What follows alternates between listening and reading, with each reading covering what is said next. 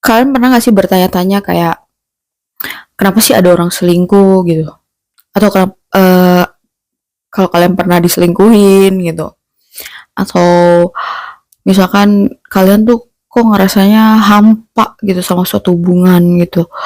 Atau kalian tuh ngerasa nggak dicintai gitu? Atau pasangan kalian tuh komplain gitu kayak gue ngerasanya lu nggak cinta sama gue gitu, lu tidak mencintai gue lagi. Nah, atau ada pasangan kalian tuh yang sulit banget dimengerti gitu, kayak ya aneh-aneh gitu kelakuannya tuh. Namun kalau kalian paham ini ya, kalian tuh udah nggak banyak lagi misteri-misteri karena ini akan sangat menjawab gitu. Nama itu bahasa kasih, bahasa cinta, atau bahasa Inggrisnya tuh love language gitu. Dan bahasa kasih ini mau dari kalian baru lahir sampai kalian udah tua dan meninggal tuh tetap sama gitu. Dan ini bahasa kasih itu adalah kayak ekspresi kalian ketika menyatakan cinta atau kasih sayang kalian, atau ketika ini tuh membuat kalian merasa dicintai gitu atau merasa disayangi. Dan untungnya bahasa kasih itu cuma ada 5 gitu. Nah, yang kita akan pelajarin tuh 5, dan nanti kalian jadi bisa identifikasi gitu bahasa kasih kalian tuh apa, dan kalian juga bisa mendeteksi bahasa kasih pasangan kalian.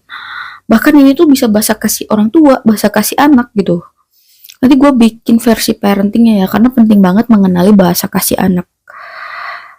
Karena kalau tidak terpenuhi itu, nanti anaknya tuh terkadang punya kecenderungan berperilaku menyimpang, bahkan bisa sampai terjerat narkoba gitu. Makanya memang vital itu.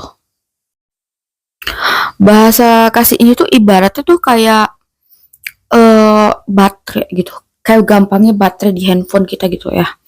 Nah, yang namanya baterai kan harus dicas. Nah, dicasnya tuh ya dengan bahasa kasih ini. Terus idealnya tuh dicasnya setiap hari, dan dengan memberikan dan memahami baterai kasih sayang kita maupun pasangan, kita tuh bisa jadi jatuh cinta pada orang yang sama tuh setiap hari gitu. Bahasa kasih ini tuh ada 5. Word of affirmation, itu pujian, kayak apresiasi gitu. Ngomong yang positif-positif. Yang kedua itu adalah quality time, atau gampang itu waktu. Yang ketiga itu adalah physical touch, sentuhan fisik. Yang keempat itu adalah gift, hadiah gitu. Yang kelima itu adalah act of service atau pelayanan. Jadi nanti kedepannya gue ganti pakai kata-kata yang gampang aja ya, kayak pujian, terus pelayanan, waktu, terus hadiah, sama satu laginya tuh sentuhan fisik gitu ya. Dan sebenarnya kalau misalkan kita tuh kan tadi ada 5, kalian tuh harus bisa urutin gitu loh, urutin sendiri versi kalian dari 1 sampai 5-nya tuh sesuai urutan kalian sendiri. Dan yang harus dipenuhi itu, yang wajib banget dipenuhi itu adalah yang urutan pertama dan urutan kedua gitu, yang versi kalian ini kayak gitu. Dan untuk pasangan kalian juga kayak gitu. Dan ini tuh akan yang beruntung tuh biasanya kalau pasangan yang bahasa kasih 1 sama 2-nya tuh sama, itu enak banget sih, pasti nggak usah menyesuaikan apa-apa. Cuma nanti gue kasih solusi juga kalau kalau misalkan lu dan pasangan lu itu punya bahasa kasih yang berbeda gitu ya, karena selalu ada solusi. Terus jadi ingat ya, sebenarnya kan kayak semua orang tuh suka gitu, mau dipuji, mau dikasih hadiah, mau dikasih waktu, mau dikasih sentuhan fisik gitu, pujian. Cuman kalian tuh benar-benar cari yang urutan ke-1 sama keduanya. Nah, kenali bahasa utama kalian dan pasangan. Terus gimana dong cara ngenalinya? Gue bakal bantu ya lewat beberapa studi kasus juga gitu, biar gampang dipahamin.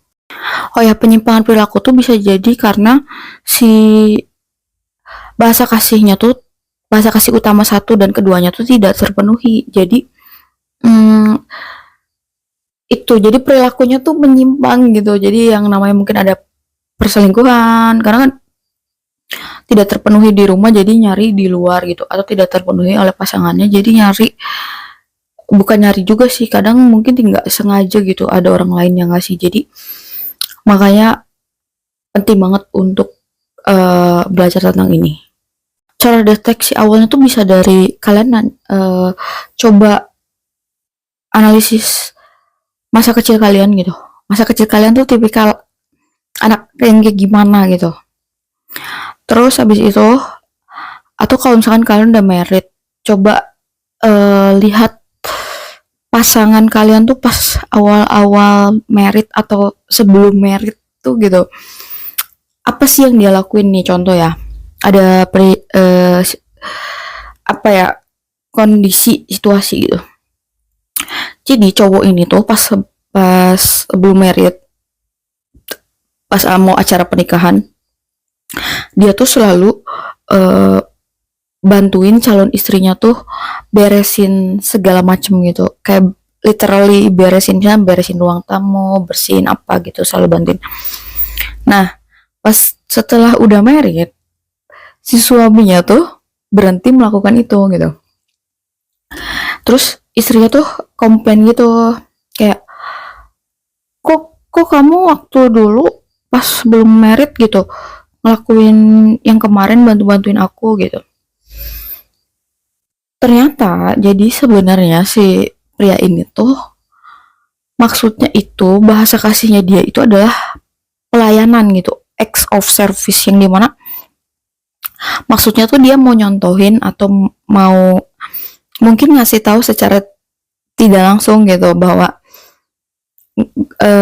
bahasa kasih gue tuh dilayanin gitu. Jadi bukannya maksudnya dia tuh akan terus melakukan itu untuk wanita ini. Terus juga wanitanya tuh tadinya tuh salah paham gitu, karena ngiranya tuh yang ngerasa jadi apa ya, ngerasa jadi di di apa ya, di pembantuin gitu. Gimana sih bahasanya, ya, intinya gitulah ya. Padahal maksudnya tuh kayak gitu. Jadi ketika kita bisa memenuhi bahasa kasih pasangan tuh merasa sangat dicintai gitu. Kayak kita juga gitu, kalau kebutuhan bahasa kasih kita terpenuhi, kita tuh merasa sangat dicintai gitu, merasa sangat disayangi, merasa sangat, ya pokoknya tuh seneng banget gitu loh. Bahasa kasih ini juga yang sebenarnya sebuah kunci untuk kalau misalkan bikin suami betah di rumah, anak betah di rumah gitu. Jadi kalau terpenuhi biasanya mereka bakal betah di rumah dan senang ada di rumah gitu. Dan kalau kita bisa memenuhi kebutuhan bahasa kasih pasangan, ini tuh kayak bakal bikin kayak suami tuh akan cinta banget sama istrinya gitu. Studi kasus yang